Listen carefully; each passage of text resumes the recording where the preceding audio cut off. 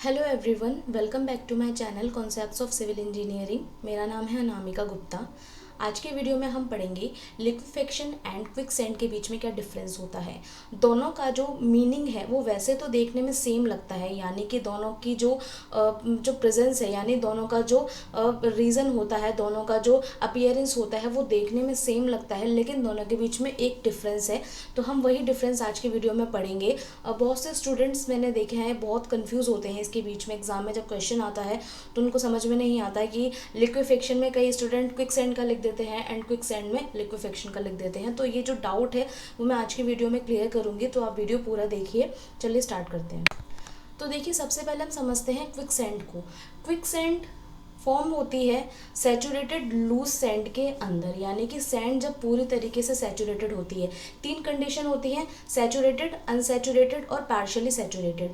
ये वाली जो कंडीशन है क्विक सैंड की वो अपीयर किसके अंदर होती है, जब सैंड पूरी तरीके से सैचुरेटेड होती है। ये सैचुरेटेड कब होती है, जब वाटर जो प्रेजेंट होता है सॉइल पार्टिकल्स के अंदर, सैंड पार्टिकल्स के अंदर, वॉइड्स के अंदर, वो पूरी तरीके से ड्रेन ऑफ नहीं होता और कुछ अमाउंट में वाटर रह जाता है। इसकी वजह से क्या होता है, सैंड जो होती है वो धीरे धीरे करके अपनी जो स्ट्रेंथ है वो लूज करना स्टार्ट कर देती है। स्ट्रेंथ क्यों लूज करेगी, क्योंकि उसके अंदर इतना ज़्यादा मॉइस्चर प्रेजेंट है, वो ड्रेन नहीं कर पा रहा है। मॉइस्चर यानी जो पानी है उसके अंदर, उसके जो वाइट के अंदर जो वाटर है वो पूरी तरीके से ड्रेन नहीं हुआ है, उसने एक्सेसिवली सॉइल को सैचुरेट कर दिया है। जिसकी वजह से क्या होगा, जो सैंड के जो पार्टिकल्स हैं, यानी कि बहुत सारे जो बारीक जो कण होते हैं, बहुत ज़्यादा महीन जो पार्टिकल्स होते हैं, वो उनके बीच में ठीक से फ्रिक्शन पैदा नहीं होगा।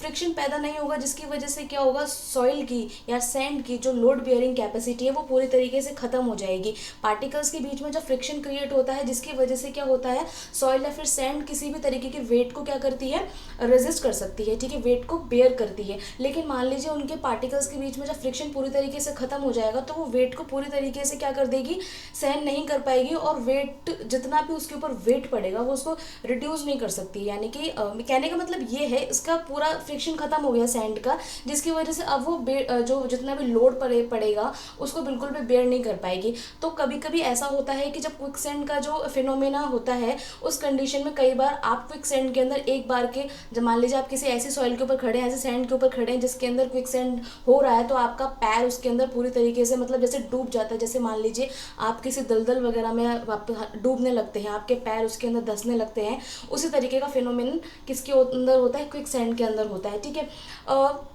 क्विकसैंड में आप इस तरीके से डूबते हैं। डूबने का मतलब ये है कि आपका जो पैर है, जो सॉइल है, वो इतनी ज़्यादा मतलब स्ट्रेंथ को रिड्यूस कर देती है, बिल्कुल लिक्विफाइड हो जाती है वो सॉइल, ठीक है। बिल्कुल भी उसके अंदर जो लोड बेयरिंग कैपेसिटी होती है वो ख़त्म हो जाती है। इसलिए आपका जो वेट है, जो आपका बॉडी वेट है, वो सॉइल या सैंड बिल्कुल भी बर्दाश्त नहीं कर पाती है, और आप उसके अंदर धीरे धीरे करके क्या करने लगते हो, डूबने लगते हो। तो ये वाला जो पूरा फिनोमेना होता है इसे हम क्या बोलते हैं, क्विकसैंड बोलते हैं। क्विकसैंड फिनोमेना तब ज़्यादा अकर होता है जब क्या होती है, सॉइल सैचुरेटेड होती है या फिर सैंड सैचुरेटेड होती है, और इनके अंदर का जो फ्रिक्शन है पार्टिकल्स का वो खत्म होने लगता है, ठीक है। ये हुआ हमारा क्विकसैंड। अब हम बात करेंगे लिक्विफेक्शन की। लिक्विफेक्शन क्या होता है, देखिए सॉइल का लिक्विफेक्शन जो होता है वो प्रेजेंट होता है पार्शियली सैचुरेटेड सॉइल के अंदर। ये वाली चीज़ देखने को ज़्यादा मिलती है। पार्शियली सैचुरेटेड मतलब जो सॉइल के या फिर सैंड की जो वॉइड है उनके अंदर कुछ अमाउंट में वाटर है प्रेजेंट, और कुछ जो बाकी का जो वाटर है वो ड्रेन ऑफ हो चुका है, यानी कि कुछ अमाउंट में वाटर अभी भी इसके अंदर प्रेजेंट है। तो इस कंडीशन में, यानी कि ये पार्शियली सैचुरेटेड है, इस कंडीशन में क्विकसैंड वाला फिनोमेना ना हो करके ये क्विकसैंड लिक्विफेशन में तब बदलती है जब अर्थक्वेक आता है। जब अर्थक्वेक आता है, मूवमेंट होता है, वाइब्रेशन क्रिएट होती हैं, और वाइब्रेशन क्रिएट होने की वजह से फोर्सेस निकलते हैं। फोर्सेस की वजह से क्या होता है, जो सॉइल का जो एरिया है या फिर जो लैंड है आपकी, वो शेक करने लगती है। तो आपने कभी कभी देखा होगा जब अर्थक्वेक्स वगैरह आते हैं तो कई ज़्यादा लैंड में दरार देखने को मिलती है, ज़मीन में दरारें पड़ जाती हैं। ये सारा जो दरारें वगैरह जो पड़ती हैं, ये इसको हम क्या बोलते हैं, सॉइल लिक्विफेक्शन बोलते हैं इसको। यानी कि जो ज़मीन धंसने लगती है, ठीक है, ये वाला जो फिनोमेना आपने देखा होगा, ज़मीन धंसने लगती है, ये सारी चीज़ें किसकी वजह से होती है, सॉइल लिक्विफेक्शन की वजह से होती है, या फिर सैंड लिक्विफेक्शन भी बोलते हैं इसे। तो इस तरीके से दोनों के बीच में हम डिफ्रेंशिएट कर सकते हैं। क्विक सेंड के अंदर क्या था, क्विक सेंड के अंदर फिनोमेना ये था कि जब हमारी जो कम्प्लीटली सैचुरेटेड सॉइल है उनके जो पार्टिकल्स के बीच में क्या होता है, फ्रिक्शन खत्म हो जाता है, जिसकी वजह से क्या होता है, सॉइल जो है या फिर सैंड जो है वो वेट को नहीं बेयर कर पाती है, जिसकी वजह से क्या होता है, आप उसके अंदर डूबने लगते हैं, क्योंकि जो सैंड है वो एक लिक्विड की तरह बिहेव करने लगती है, यानी वो लिक्विफाइड हो जाती है। वहीं जो लिक्विफेक्शन है, लिक्विफेक्शन का मतलब ये होता है, ये पार्शियली सैचुरेटेड सैंड के अंदर देखने को मिलता है।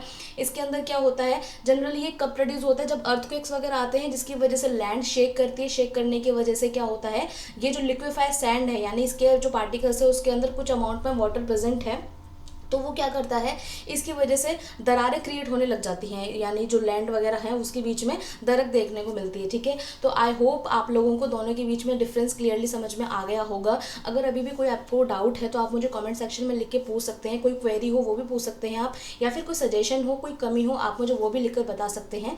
तो मैं इस तरीके की वीडियो आप लोगों के लिए लाती रहूँगी। मैंने इसके साथ ही कई सारे प्लेलिस्ट अपने चैनल पर अपलोड किए हुए हैं, आप उन्हें भी चेक कीजिए। कई सारे मैंने इंटरव्यू क्वेश्चंस भी डाले हुए हैं, आप उन्हें भी चेक कीजिए।